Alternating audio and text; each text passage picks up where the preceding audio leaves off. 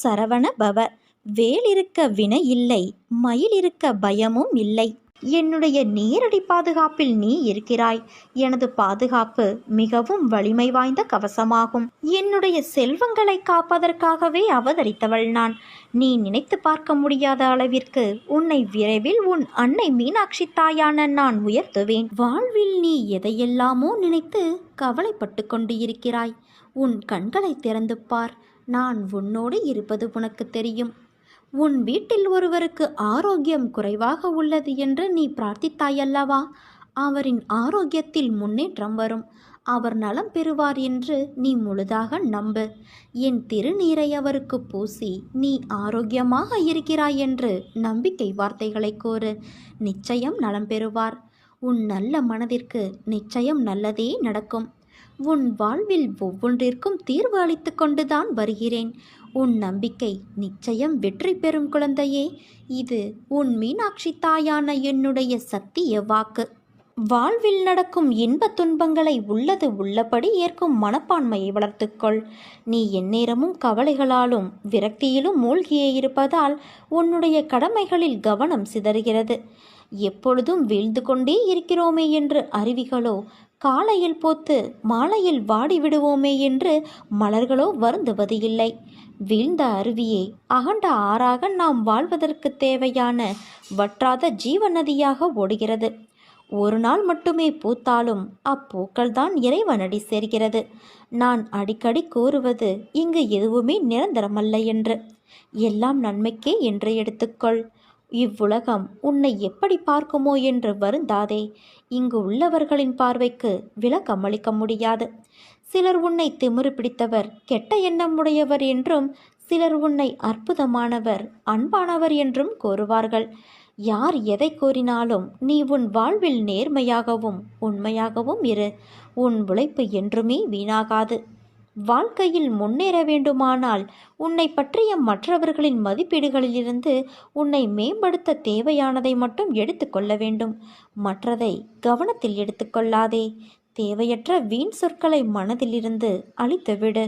அச்சொற்களை மனதில் தேக்கி வைத்து உன் வளர்ச்சிக்கு நீயே தடையாக இருக்காதே தங்கமே. கவலைப்படாதே. உன் அன்னையான நான் உன்னுடனே எப்போதும் இருப்பேன். மனதில் உள்ள சங்கடங்களை மறைத்துக்கொண்டு எத்தனை நாட்களுக்குத்தான் வாழ்வது? உன் மனதிலிருந்து நிம்மதியை நீ எப்போதோ இழந்துவிட்டாய். அமைதி வெறும் வார்த்தைகளில் இருக்கிறதே தவிர மனதில் இல்லையே. வெளியே சொன்னால் கௌரவம் போய்விடும் என நினைத்து மனதில் பூட்டிய விஷயங்கள் இன்று உடலையும் சேர்த்து பாதிக்கும் நிலைக்கு உன்னை தள்ளி இருக்கிறது. எதையோ இழந்து விட்டது போன்ற பரிதவிப்பிலேயே ஒவ்வொரு நாளையும் நீ நகர்த்தி வருகிறாய். மெல்ல மெல்ல நீ தளர்ந்து விட்டாய். சுற்றி இருப்பவர்களை பார்த்தால் எரிச்சலும் கோபமும் வருகிறது. என்னை புரிந்து கொண்டு தேற்றுவார் யாரும் இல்லை என மனதில் தவிக்கின்றாய். உன்னை தேற்றுவதற்காகவும் உனக்கு உதவிகள் செய்வதற்காகவும் இதோ நான் உன்னோடு இருக்கிறேன். உன் துக்க நாட்கள் முடிந்து போயின. இனி நிம்மதி உன்னை நிரந்தரமாக ஆட்கொள்ளப் போகிறது குழந்தையே. எதையும் சுலபமாக எடுத்துக்கொண்டு நடக்கப் போகிற நிலைக்கு நீ வரத்தான் போகிறாய். செய்த பாவத்தின் பலனை தானம்மா ஜாதகம் காட்டுகிறது. இதிலிருந்து தப்பிப்பது எப்படி என்று உன்னால் கேட்க முடியும். இவற்றையெல்லாம் அனுபவித்துதான் ஆக வேண்டும். இவையெல்லாம் கர்மா என்று புரிவதே இறைவனின் கருணையினால்தான். இதற்கே நாம் பல பிறவிகள் எடுக்க வேண்டும். நீ நல்லவனாக நன்மையை செய்பவனாக வாழ்ந்துவிடு. கடவுள் எப்போதுமே நன்மைகளையே தருவார். கஷ்டத்தை மட்டுமே நீ யோசித்து கொண்டு இருந்தால் உனக்கு எப்படி முன்னேற தோன்றும்? கஷ்டம் இங்கு யாருக்குத்தான் இல்லை சொல். நீ வாழ்க்கையில் முன்னேற நிச்சயம் உன் அன்னையான நான் வழி காட்டுவேன். அதில் நீ நிச்சயமாக பயணிக்கப் போகிறாய். வெற்றியும் அடையப் போகிறாய். உன்னுடைய வீட்டிலிருந்து 1 மைல் தொலைவில் உள்ள இடத்திலிருந்து உனக்கு நன்மை ஏற்படும். என்னை நினை. சிறிது உடல் உழைப்பு செய்தாலே உனக்கு அபரிமிதமான லாபம் கிடைக்கும்.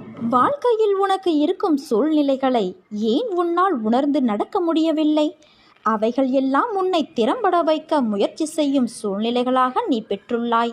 ஆனால் அது எனக்கு வராது என்ற சுவரை அமைத்து கொண்டு அந்த சுவருக்குள்ளே உன் திறமையை போட்டு தேக்கியுள்ளாய். திறமையாதெனில் அவைகளை நீ வெளியுலகத்திற்கான சாயலாக அதை நீ நிரூபித்தால்தான் அதை உன்னிடத்தில் இருப்பதை அங்கீகரிக்கப்படுகிறார்கள். உனக்குள் சுவர் எழுப்பியது சரிதான். ஆனால் அந்த சுவர் உன் ஆற்றலையும் திறமையையும் பாதிக்கும் வகையில் எழும்பி நிற்கக்கூடாது. அப்படி உன்னிடத்தில் நீ கண்டால் அதை தகர்த்தெறிந்துவிடு. உன் திறமைகள் என்பது அச்சு போன்றது. அதை எந்த சாயலில் பதிக்க விரும்புகிறாயோ அதே சாயலில் பதியக்கூடிய தன்மை உடையது. அதுவும் அதற்குள் இருக்கும் நுட்பங்களும் அவற்றில் உன் அறிவின் கூர்மையென எல்லா ஆற்றலையும் கொண்ட திறமையுடைய பிள்ளைதான் நீ. நீயோ இவைகளை உணராது உன்னிடத்தில் திறமை இல்லை, ஆற்றல் இல்லை என உன்னை பற்றி எந்த உணர்தலும், உனக்குள் என்ன திறமையும் ஆற்றல் இருக்கிறது என்பதையும் உணராமல் புலம்பிக் கொண்டு நீ ஒரு முட்டாள், எதற்கும் கையாளாகாதவன் என உன்னை பின்னுக்கு தள்ளும் புத்தியை உன்னிடத்திலிருந்து தூக்கி எறி. எதிர்மறை எண்ணங்கள் உன்னில் வருகிறது என்றால் உனக்குள் உன்னை நீ தாழ்த்தி கொண்டு உன்னை மற்றவர்களோடு ஒப்பிட்டு உன்னையே நீ மட்டம் தட்டி கீழே தள்ளுகிறாய். முதலில் அடிப்படையான ஒன்றை புரிந்து கொள். யாரும் ஆற்றல் அற்றவர் என்று இல்லை. எல்லோரும் ஆற்றல் உடையவர்கள்தான். ஆனால் தனக்குள்ள ஆற்றலை, தன்னிலையை கண்டுபிடித்து செயல்பாட்டில் கொண்டு வருபவரே சிறந்தவர். அறிவுடையார் என்பது ஏட்டுக்கல்வியில்தான் என்று இல்லை. அது வாழ்வில் நாம் சாதிக்கும் நிகழ்வுகளை எடுத்து எப்படி கையாண்டு அதற்கான வேலைகளை நாம் செய்யும் முறைகளில்தான் உள்ளது. தோல்வி அடைவதால் நீ தாழ்ந்து போகவில்லை. தோல்வி அடைந்து விடுவோமோ என்று நினைத்து பங்களிப்பு கொடுக்காமல் இருக்கிறாயல்லவா? அப்போதுதான் தோல்வியடைகிறாய். வாய்ப்பை பயன்படுத்தி முன்னேறுவதில்தான் உன் அறிவை எப்படி என்று கூற முடியும். நீ யாரிடமும் தாழ்ந்து போகவில்லை, நிஜத்தில் உண்மையாக. ஆனால் உன் எண்ணங்களோடு நீ தாழ்ந்து போகிறாய். உன்னை மற்றவர்களோடு ஒப்பிட்டு உன்னை நீயே தராசு தட்டில் கீழே இறங்குகிறாய். மற்றவர் முன்னால் உன் சுயமரியாதைக்கு இழுக்கு வந்தால் அதை நிச்சயம் பொறுத்து கொள்ளாதே. அதற்கான பதிலை 2 வார்த்தைகளோடு முடித்துவிடு. தாய்மை என்ற சொல் ஒரு உணர்வு. அதற்கு நீ தாய்மை அடைய வேண்டும் என்று இல்லை. அதற்கான உணர்தலை உன்னிடத்தில் நீ உணர்ந்தாலே நீ தாய்மையுடையவள்தான். ஒரு குழந்தையை பெற்றெடுப்பது மட்டும்தான் தாய்மை என்று சில உள்ளங்கள் எண்ணுகிறார்கள். அவர்களுக்கு அந்த அளவிற்கு பெரிய ஆத்மார்த்தமான உணர்வுகள் கொண்ட மனம் இல்லை. உன்னை ஏளனமாக பார்க்கலாம். ஆனால் தாய்மை என்ற சொல்லிற்கு இதுதான் என்று எந்த சொல்லையும் அதற்கு நிகராக வைக்க முடியாது. அவைகள் எல்லாம் உள்ளத்தால் உணர்ந்து கண்களிலிருந்து பொங்கி வரும் அருவி போன்றது. அதற்கு ஆரம்பம் என்றும் இல்லை, எல்லையும் இல்லை. முடிவில்லா ஒரு பந்தம் அது. அதனால் உன் நிலை கண்டு வருந்தாதே. நிச்சயம் நீ உணர்ந்த தாய்மையின் உணர்வை உன்னிடத்தில் நான் பூரிக்க வைப்பேன். உன் மடியில் சிரிக்கும் குழந்தையின் மூலம். உன் கண்ணீரை துடை. உன் கண்களிலிருந்து கண்ணீர் வழியக்கூடாது. இது உன் உயிராய் நினைக்கும் உன் அன்னையான என்னுடைய ஆணை. நிச்சயம் வாழ்வில் நீ சந்தோஷமாக வாழ்வாய் என் தங்கமே. அனைவரும் கைவிட்டு விட்டார்கள் என்று நீ எண்ணும் வேளையில் என் கரம் உன்னை நோக்கி வரும். உன் அன்னையான என் கரத்தை நீ இறுக பற்றிக்கொள் என் தங்கமே. வா குழந்தையே, இன்னும் என் அருகில் வா. இரவெல்லாம் உன் தலையை வருடி கொடுத்தபடி உன் தலைமாட்டில்தான் நான் உனக்காக உட்கார்ந்து கொண்டு இருந்தேன். உன் இதயத்தை என்னை நோக்கி திருப்பி உன் உடலை வருத்தி உபவாசமெல்லாம் இருந்து என்னிடம் வேண்டுகோள் நீ வைத்து கொண்டு இருக்கிறாய். இதை இந்த அன்னை நிறைவேற்றி விடுவேன் என்ற நம்பிக்கை உன் மனதில் வலு பெற்றுவிட்டது. உனக்குத்தான் எத்தனை தொல்லைகள்! மத்தளம் கூட 2 பக்கம்தான் இடிபடுகிறது. ஆனால் உனக்கோ எல்லா பக்கத்திலும் இடிகள். எத்தனை நாளைக்குத்தான் நான் பொறுமையோடு பார்த்து கொண்டு இருப்பேன்? உன் வேண்டுதலை நான் அலட்சியப்படுத்த விரும்பவில்லை. நீ உன்னை கடுமையாக வருத்திதான் என்னை நோக்கி கேட்க வேண்டும் என்று இல்லை. நான் உன் அருகிலேயே இருக்கின்றேன். நீ உருகும்போது நான் தாரை தாரையாய் அழுகின்றேன். கன்னங்கள் ஒட்டி போகும் வரை உனக்காக நான் விரதம் இருக்கின்றேன். உன்னுடைய தேவைகளுக்காக நான் ஓடியாடிக்கொண்டு இருக்கிறேன். வாழ்க்கையில் போராடும் குணத்தையும் தைரியத்தையும் பெற்ற உன்னை எப்போதும் நான் காத்தருள்வேன். உன்னை தாமரை மலர் போல எப்போதும் மலர்ந்துள்ளது போல உன் வாழ்க்கையில் எல்லா சுகங்களையும் உனக்கு அளிப்பேன். நீ நினைக்கும் எல்லாம் உன்னை வந்து சேரும் நேரம் வந்து விட்டது. நிச்சயம் கூடிய விரைவில் உன் கையில் இருக்கும் என் தங்கமே. நீ எதிர்பார்க்காதவாறு உன் எதிர்காலம் வசந்தமாய் அமைய எல்லா சந்தோஷங்களையும் பார்க்கும்படி நான் செய்வேன். அன்பிற்காக ஏங்கி நிற்கும் உன்னுடைய மனநிலையை மாற்றி உன் அன்பிற்கு மற்றவர்கள் உன்னை தேடி வரும்படி செய்வேன். உன் மனதால் என்றும் எல்லோருக்கும் நல்லது நினைக்கும் உன் எண்ணத்தை நான் அதிகப்படுத்துவேன். நிச்சயம் உன் வாழ்க்கை அர்த்தமுடையதாய் மாறும் என் தங்கமே. எனது அற்புதங்கள் உன் வாழ்வில் நிகழ்ந்து கொண்டே இருக்கும். என் உதவி உனக்கு எப்போதும் கிடைக்கும். நான் செய்யும் உதவி அற்புதங்களாக வெளிப்பட்டு கொண்டே இருக்கும். உன்னை நோக்கி வரும் அனைத்துமே ஏற்கனவே நிர்ணயிக்கப்பட்டது. அவற்றைத்தான் நாம் விதி என்போம். அப்படி இருக்கையில் ஒரு பக்கம் விதி, இன்னொரு பக்கம் உன் முந்தைய பிறவியின் கர்ம வினை. இவை இரண்டும் தான் இன்று உன் சூழ்நிலைகளுக்கு காரணம். இவற்றில் நீ தப்ப முடியாது.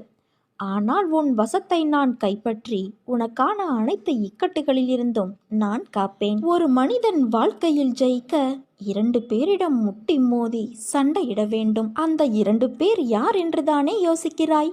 அது உன் மனமும் புத்தியும் தான். இவற்றை நீ ஜெயித்தால் வாழ்க்கையின் அர்த்தத்தை உணர்ந்து விட்டாய் என்பது அர்த்தம்.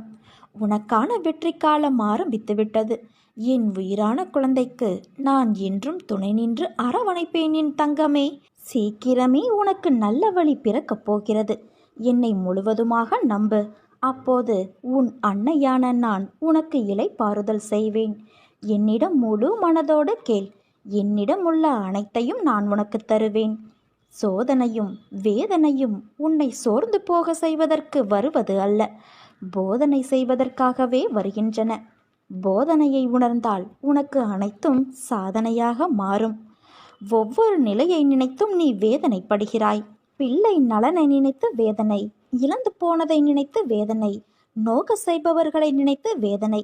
இப்படி வேதனை மேல் வேதனைப்பட்டு எதை சாதிக்கப் போகிறாய்? உனது கவலையால் எதையேனும் சாதிக்க முடிந்தால் சொல்லேன். கவலை என்பது உன் மனதை என்பால் திரும்பாமல் கட்டி வைக்கின்ற வலையாகும். முதலில் இந்த வலைக்குள் இருந்து வெளியே வா. அப்போது எனது அனுக்கிரகம் உனக்கு முழுவதுமாக கிடைக்கும்.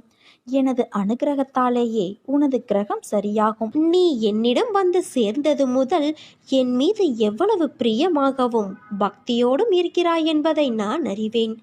பிறர் மீது நீ காட்டும் அன்பு, உன் சிந்தனை, நடவடிக்கைகள், பக்தி எல்லாவற்றினாலும் என் பெருமையை நீ உயர்த்தியிருக்கிறாய். இவ்வளவு சிறப்பாக செயல்பட்டாலும் உன்னிடம் சிறு சிறு குறைகள் உள்ளது. அவற்றை நீ கைவிட வேண்டும் என்பதுதான் என் விருப்பம். சுயநலத்தை ஒழித்து எல்லா உயிர்களையும் நேசி. முடிந்தவரை பிறருக்கு என்ன உதவி தேவைப்படுகிறதோ அந்த உதவியை அவர்களுக்கு செய். ஒழுக்கம் என்னும் அடித்தளத்தில் வாழ்க்கையை அமைத்து கொண்டு வாழ கற்றுக்கொள். ஒழுக்கம் என்பது உன் அன்பிற்கு பாத்திரமானவர்களுக்கு மட்டுமே நீ காட்டுவது கிடையாது. உன்னை சுற்றியுள்ள அனைவரிடமும் நேர்மையை நீ கடைபிடிப்பது, அதுவே தர்மம். அதற்கான பலன்களை பற்றியெல்லாம் நீ யோசிக்காதே. நீ செய்த தர்மத்தின் பலன் நிச்சயம் உன்னை தலை காக்கும். எவன் ஒருவன் அவன் மனம் சொல்லும் தீய எண்ணங்களை கட்டுப்படுத்தி வெல்பவனோ அவனே வாழ்வில் வெற்றியை அடைவான். நீ நல்ல எண்ணங்களோடு செயல்புரிந்தால்தான் நிம்மதி, செல்வம், மகிழ்ச்சி ஆகியவை உன்னை பின்தொடர்ந்து நிழல் போல வரும். தர்மத்தை பின்பற்றாதவனுக்கு வாழ்க்கை துன்பத்தை தான் தரும். வெறுப்பு, கடும் சொல் இவற்றிலிருந்து விலகி நில். எதிர்பார்ப்பு இல்லாமல் அனைவரையும் நேசித்து மகிழ். எந்த நேரத்திலும் நிலையிலும் நிதானத்தை கடைப்பிடி. நான் இவற்றையெல்லாம் செய்து கொண்டு வர இந்த நல்வினைகள் கர்ம பந்தத்திலிருந்து விடுபட செய்து வாழ்வில் உன்னை சந்தோஷமாகவும் நிம்மதியாகவும் வாழ வகை செய்யும். நான் கூறும் வார்த்தைகள் மீது நம்பிக்கை வைத்து செயல்படு. நான் உன்னோடு தான் இருக்கிறேன், என்றும் இருப்பேன். இனிமேல் உன் வாழ்க்கையில் பொற்காலம்தான். அனைத்தும் வசந்தமாக மாறப்போகிறது குழந்தையே. உன்னை நினைத்து நான் பெருமைப்படுகிறேன். எதற்காக தெரியுமா? வாழ்க்கையின் அர்த்தம் உனக்கு புரிய ஆரம்பித்து விட்டது. எதுவும் நிலை இல்லை. எதற்காக இந்த வீண் செலவு? எதற்காக இந்த வாக்குவாதம்? எதற்கு வீண் கௌரவம்? இப்படி எல்லாவற்றையும் நீ யோசிக்க ஆரம்பித்து விட்டாய். கடவுள் கொடுத்த இந்த வாழ்க்கையே நிறைவாய் உள்ளது. இதற்கு மேல் என்ன வேண்டும் என்ற எண்ணம்தான் வாழ்க்கையின் அர்த்தம். நீ உன் பாதையில் ஜெயித்து விட்டாய். உன்னை விட்டு நான் விலகுவதும் இல்லை, உன்னை விலகி போகும்படி நான் செய்வதும் இல்லை. உன் அம்மாவாக அப்பாவாக நான் என்றும் துணையிருந்து அரவணைப்பேன். உன் வாழ்வில் நீ படும் வேதனைகள் அனைத்தும் பொடி பொடியாக உன்னை விட்டு நீங்கப் போகிறது. நீயும் உன் வாழ்வில் படிப்படியாக முன்னேறி வருவாய். என் ஆசீர்வாதங்கள் என்றும் உனக்கு நிலைத்திருக்கும் குழந்தையே. துயரங்கள் மிகுந்த உன்னுடைய வாழ்க்கையில் இனி நான் உன் அருகில் அமர்ந்திருந்து உன்னை மகிழ்ச்சியான பாதையில் நான் அழைத்துச் செல்வேன். நீ வீட்டிற்குள் நுழையும் போது உனக்கு முன் வந்து வரவேற்பதும், நீ வெளியில் செல்லும் போது உன்னை அனுப்பிவிட்டு துணையாக வருவதும், உன் குரலுக்கு பதில் குரல் கொடுப்பதும் நானே. உன் வேண்டுதல்கள் தாமாக விரைவில் நிறைவேறும். அதை புரிந்து கொள் தங்கமே. இனி வெளிப்படையாக நானே செயல்பட போகிறேன். ஒரு பொருள் உனக்கு கிடைக்காவிட்டால் ஏன் கிடைக்கவில்லை, எதற்காக கிடைக்கவில்லை என்று யோசித்துப்பார். உன் எதிர்காலத்தை ஒப்பிட்டு யோசித்துப்பார். உன் போல் இருந்தவர்களின் எதிர்காலம் இப்போது எப்படி இருக்கிறது என்பதை கேட்டு தெரிந்து கொண்டு யோசித்துப்பார். அப்போது காரண காரியங்கள் உனக்கே புரியும். உன்னிடம் உள்ள பிரச்சனை உனக்கு தைரியம் கிடையாது, வைராக்கியம் கிடையாது. இருந்திருந்தால் உன் லட்சியத்தை நீ அடைய முயற்சி செய்திருப்பாய். ஆனால் உன் தோல்வியை நினைத்து தாழ்வு மனப்பான்மை அடைந்து அதிலிருந்து தப்பிக்க பிரச்சனைகளை நீ வளர்த்து கொண்டாய். நீ சொன்னதை நான் கேட்க வேண்டும் என்று அடம் பிடிக்கிறாயல்லவா? நான் சொல்வதையும் கொஞ்சம் நீ கேளேன். உன் எதிர்காலம் நன்றாக இருந்தால்தான் எனக்கு பெருமை. நீ வாழ்வாங்கு வாழ வேண்டும், வாழ்வாய். உனக்கு இப்போது புரிந்ததா? நியாயமான கோரிக்கைகளை நிறைவேற்றத்தானே உன் அன்னையான நான் உன்னோடு இருக்கிறேன். கவலைகளை நினைத்து கலங்குவதால் நீ என்னிடமிருந்து தூரமாகிறாய். என்மேல் நம்பிக்கை இருந்தால் என்னால் உனக்கு முடியாத காரியம் என்று எதுவுமே இருக்க முடியாது. உனக்காகவே அழுவதற்காக நான் இருக்கும்போது நீ எதற்காக அழுகிறாய் குழந்தையே? உனக்கு நன்மைகளை வாடிக்கையாகவே நான் செய்து தரும்போது துன்பத்தை நினைத்து நீ புலம்புவது வேடிக்கையாக அல்லவா தெரிகிறது? இமை பொழுதுதான் உன்னை நான் கைவிட்டேன். ஆனால் நீயோ பெரும் துன்பத்தில் சிக்கிக்கொண்டாய். இனி ஒரு பொழுதும் உன்னை விட்டு நான் விலக மாட்டேன். இன்று முதல் உனக்கு சோதனை விளக்கம் என்பதை உணர்ந்து ஆறுதல் கொள். இழந்தது இழந்ததாகவே இருக்கட்டும். நான் இனி தரும் ஆசீர்வாதங்களை எண்ணிப்பார். உனக்கு சொத்து சுகங்கள் மிக வேகமாக வளரும். மக்களும் உறவுகளும் அதிகமாவார்கள். உன்னை நம்பி உன் உதவிக்காக காத்திருப்பவர்களின் எண்ணிக்கையும் அதிகமாகும். நீ நினைத்ததெல்லாம் நடக்கும், தொட்டதெல்லாம் துலங்கும். ஏனென்றால் உன்னை கைப்பிடித்து நடத்தி கொண்டு போகிறவர் உன் அன்னையான நான் அல்லவா? என்னால் உன்னை மறந்திருக்க முடியுமா, அல்லது மறந்துவிடத்தான் முடியுமா சொல்? துயரங்கள் மிகுந்த உன்னுடைய வாழ்க்கையில் இனி நான் உன் அருகில் அமர்ந்திருந்து உன்னை மகிழ்ச்சியான பாதையில் அழைத்து செல்வேன். எண்ணங்கள் என்ற வலையில் எல்லோரும் சிக்கிக்கொள்வது இயல்புதான். ஆனால் எண்ணங்கள்தான் உன் செயலின் வெளிப்பாடு என்ற உண்மையை மறவாதே. உன் எண்ணங்கள் நேர்மறையிலேயே கொண்டு வா, எல்லாம் சரியாகும். எதிர்மறையை தகர்த்துவிடு. உன் வாழ்க்கையானது உன் அன்னையான என்னுடைய பொறுப்பு. உலகத்தில் இயங்கும் அனைத்துமே என் கட்டளைப்படி இயங்கி வருகிறது. காற்று, நீர், நிலம், நெருப்பு, ஆகாயம், ஜீவராசிகள் இப்படி அனைத்துமே எனது விடியலுக்காகவும் அசைவுகளுக்காகவும் தினமும் எனக்காக காத்து கொண்டு இருக்கிறது. நான் அசையாமல் போனால் என்னவாகும்? சற்று நினைத்துப்பார். எனக்கு அழிவு கிடையாது. நான் உனக்காகவே அவதரித்தவள். உனக்காக உன் கர்ம பலன்கள் விலக இன்றும் ஒரு நாளும் நான் பாடுபட்டு கொண்டு இருக்கிறேன். உன் கஷ்டங்களையும் தேவைகளையும் என் காலடியில் விட்டுவிடு.